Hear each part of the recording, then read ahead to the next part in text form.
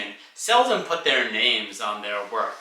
In fact, the very concept of authorship was not fully formed in this period of the early English novel. I don't know what he's talking about. Sounds pretty interesting. I need to write it down. Paper, they don't interrupt you or challenge you when you write it down. Excuse me, do you want to do this? Or am I? Only one of us can be in charge of this, right?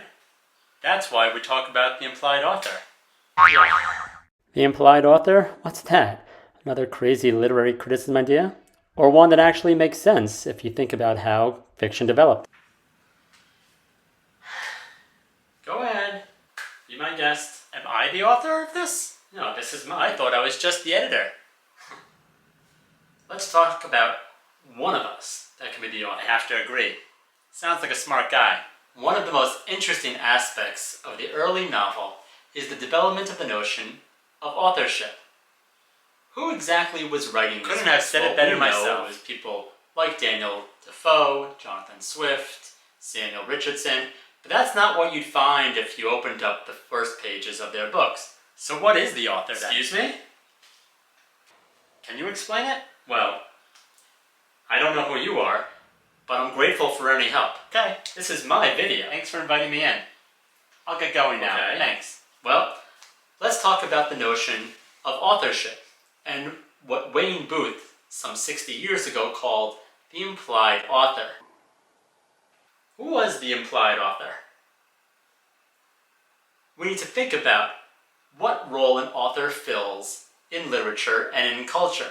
Authorship in the 18th century functioned very differently from how we conceive of authorship today. This is for a simple reason. Authorship as a social construct did not entirely develop at once and took time to take form, just as novels and literary fiction appeared not in one fell swoop in a single text or discrete moment. Instead, these processes took time, and the notion of an author as a single individual with a specific identity and unique creative relationship to the text that is coherent and yet distinct from its content, voice, and character is a concept that develops over the course of several generations and decades, chiefly in the early and mid-18th century. Most writing during the publishing boom of the Restoration and early 18th century was published anonymously or pseudonymously. Early novels like Robinson Crusoe and Gulliver's Travels were published under pen names, pseudonyms, such as those of the protagonists themselves. In some cases, this allowed for greater freedom of expression in a time when libel laws were different and protection of speech was much more fraught. It also reflects the gradual emergence of authorship as a concept. Defoe, for instance, was an inveterate opportunist, but the title pages of his novels, Robinson Crusoe and Moll Flanders, claim that these personal histories were written by the characters themselves.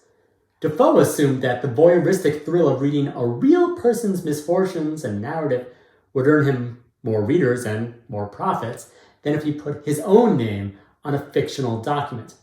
Jonathan Swift did the same thing in Gulliver's Travels, but for different reasons.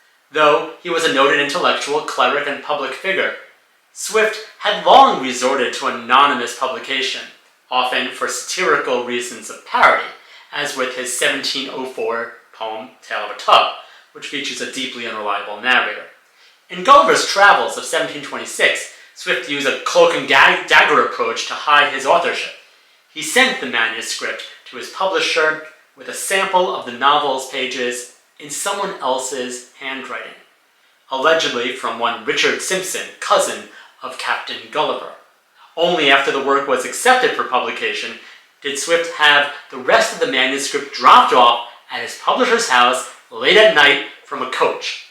Swift was using anonymity and deception about the author's identity to excite speculation about authorship and the purpose of the book itself.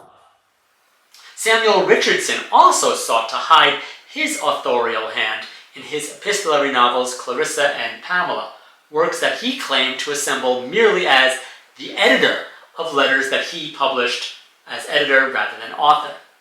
This allowed him to bridge the voice between a middle-aged man and a young sexually active girl. The editor mask also allowed Richardson to obfuscate the fictionality of his narrative, which he felt should be told in an impartial manner without authorial interference or intrusion, whatever that means. In 1740, in Pamela, he wrote that an editor may reasonably be supposed to judge with an impartiality which is rarely to be met in an author towards his own works.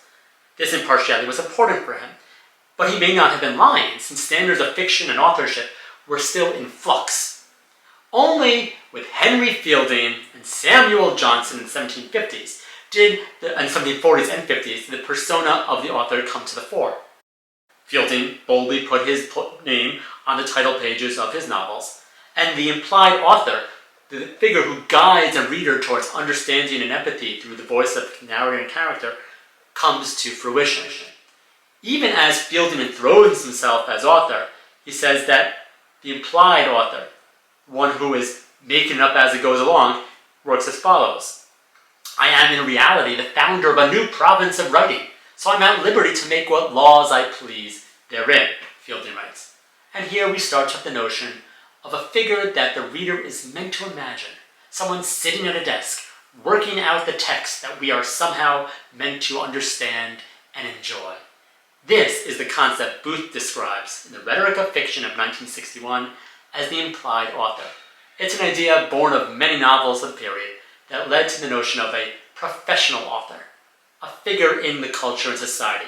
In a 1758 book called The Cases of the Authors by Profession, the professional author was seen as a cultural figure, an object of interest themselves, and eventually of biography, as it was with Samuel Johnson, the archetypal literary personality of the era, who called his period the Age of Authors on account of the many, many writers, most of them hacks, who were churning out pulp and literary material in the period.